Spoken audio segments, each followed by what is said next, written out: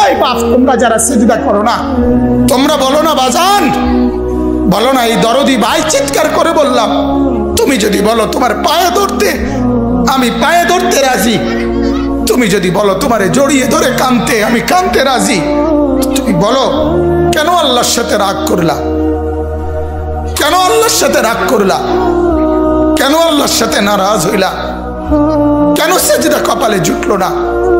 কেন মালিকের সাথে সারাদিনের এত কিছুর বিনিময়ে আল্লাহ তাআলা একটা মিস কল দিলে, 2 সেকেন্ডের একটা মিস কল দিলে বন্ধু তুমি টের পাও তোমার মোবাইলে মিস কল আসছে।